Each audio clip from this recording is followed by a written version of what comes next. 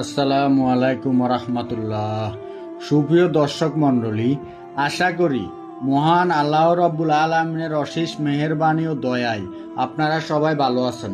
আজকে আলোচনা করব এমন একটি আমল সম্পর্কে, যে আমলটি যদি আপনি আজকে রাত থেকে শুরু করেন, ইনশাআল্লাহ মহান আল্লাহ রাব্বুল আলামিনের মেহেরবানিতে আজ রাতে আপনার ভাগ্য পরিবর্তন করে দিতে পারেন তিনি, এবং সমস্ত প্রকার অপূর্ণতা আল্লাহ তাআলা পূর্ণ করে দিবে। সুপ্রিয় দর্শক, আপনাকে আমলটি করতে হবে পরিপূর্ণ বিশ্বাস ও ইখলাসের সাথে। আপনি বিশ্বাস করতে হবে যে আল্লাহ তাআলা সবকিছুর মালিক, আল্লাহ পাক রব্বুল আলামিনের সাধ্যের বাইরে কিছুই নেই।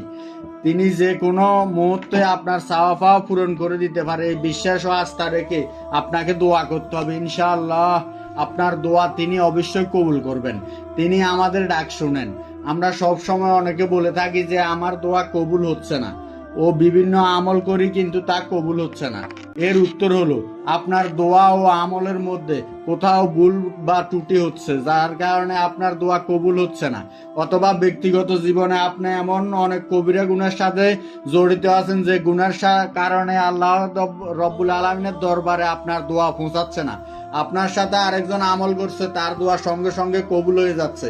আল্লাহু আকবার, তার প্রত্যেকটা চাওয়া পাওয়া আল্লাহ কবুল করছে, কিন্তু আপনার দোয়া কবুল করছে না। তাহলে নিশ্চয় আপনার কোথাও ঘাটতি আছে, তাই আপনার দোয়া কবুল হচ্ছে না। আপনি খালিস নিয়তে ইখলাসের সাথে আল্লাহ তাআলার কাছে চাইবেন, ইনশাআল্লাহ দেখবেন অবশ্যই আপনার ডাকে আল্লাহ সাড়া দিচ্ছেন। সম্মানিত দর্শক, আজ রাতে আপনি যদি এই দোয়াটি পড়তে পারেন, তাহলে আল্লাহ তাআলা আপনার সকল আশা আকাঙ্ক্ষা পূরণ করে দিবে। মনে রাখবেন, দোয়াগুলো পড়তে হবে দিল থেকে, অন্তরের মধ্যে দৃঢ় বিশ্বাস রাখতে হবে। আল্লাহ আপনার কাছে যদি হাস্যকর মনে হয়, আপনার কাছে যদি দোয়া করার সময় অবিশ্বাস এবং বিশ্বাসের মধ্যে আপনার অন্তর দুদুল্যমান থাকে, তাহলে আপনি কিভাবে আশা করতে পারেন যে আল্লাহ আপনার দোয়া কবুল করবে? আপনাকে আগে ইখলাস পরিপূর্ণ করতে হবে, 100% বিশ্বাস অন্তরে পোষণ করতে হবে। ইনশাআল্লাহ আল্লাহ সমস্ত প্রকার অভাব মিটিয়ে দিবে। রাসূলুল্লাহ সাল্লাল্লাহু আলাইহি সাল্লাম ইরশাদ করেন, আল্লাহ তাআলার 99টি গুণবাচক নাম রয়েছে। যে ব্যক্তি আল্লাহ তাআলার এই গুণবাচক নামের জিকির করবে, সে জান্নাতে যাবে। তাছাড়াও এই গুণবাচক নামগুলোর আলাদা আলাদা ফজিলত রয়েছে। আল্লাহ পাকের একটি গুণবাচক নাম হলো ইয়া আল সাকিরু, আমরা ডাকবো ইয়া শাকুরু বলে। এর অর্থ হচ্ছে কৃতজ্ঞতা প্রকাশকারী, অল্প আমলে অধিক প্রতিদান দানকারী, যিনি নেক আমল বন্দিত করে দেন এবং পাপকে মিটিয়ে দেন। সুবহানাল্লাহ।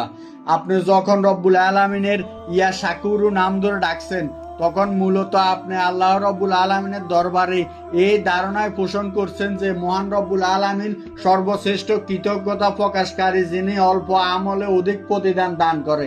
তিনি নেক আমল বাড়িয়ে দেন, পাপ মিটিয়ে দেন, মনের আশা পূরণ করেন। রব্বুল আলামিনের এই নাম দুটো নিয়ে আমরা তার কৃতজ্ঞতার সমুদ্রতার মধ্যে কম্পন সৃষ্টি করছি। নিঃসন্দেহে আল্লাহ তাআলা তার বান্দার প্রতি দয়াশীল। হাদিস শরীফে আছে, ইয়া শাকুরু 500 বার তেলাওয়াত করলে এই ফজিলত যেগুলো পাওয়া যায়, যে ব্যক্তির অর্থনৈতিক অবস্থা দুর্বল হয় বা অসচ্ছল হয়, ওই ব্যক্তি যেন আল্লাহ তাআলার গুণবাচক নাম আল শাকিরু 41 বার পাঠ করে পানিতে দম করে ফু দিয়ে ওই ব্যক্তি পান করে। তারপরে বলা হয়েছে, যে ব্যক্তি চোখের আলো দৃষ্টিশক্তি কমে যায়, অনেক পাওয়ারি চশমা দিয়েও যে কাছের বা দূরের বস্তু স্পষ্ট দেখতে পাচ্ছে না, যে কোনো প্রকার চোখের সমস্যা, ওই ব্যক্তি যদি আল্লাহ তাআলার গুণবাচক নাম ইয়া শাকিরু 41 বার পাঠ করে পানিতে দম করে ফু দিয়ে সে পানি দিয়ে চোখে মেখে দেয় অথবা চোখে জাপটি মেরে চোখ ধুয়ে দেয়, তবে অবশ্যই সেই চোখের রোগ থেকে মুক্তি পাবে। সুবহানাল্লাহ। 3 নম্বর ফজিলতে বলা হয়েছে, যে ব্যক্তির অন্তরে আলো কমে যায়, দিলের মধ্যে অন্ধকার ছেয়ে যায়, গুনার কারণে কলবে দাগ পড়ে যায়, ওই ব্যক্তি যদি আল্লাহ তাআলার গুণবাচক নাম ইয়া শাকিরু 41 বার পাঠ করে পানিতে দম করে সেই পানি পান করে, তবে অবশ্যই সেই ব্যক্তি আল্লাহ থেকে মুক্তি দান করবে। আল্লাহু আকবার।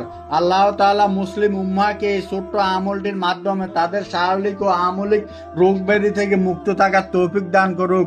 আল্লাহ তাআলা সবাইকে সচ্ছলতা দান করুক। আল্লাহ রাব্বুল আলামিনের মুবারক আল শাকিরু এর উসুলায় বেশি বেশি বারাকা এবং রহমত বরকত দুনিয়াতে প্রেরণ করুক।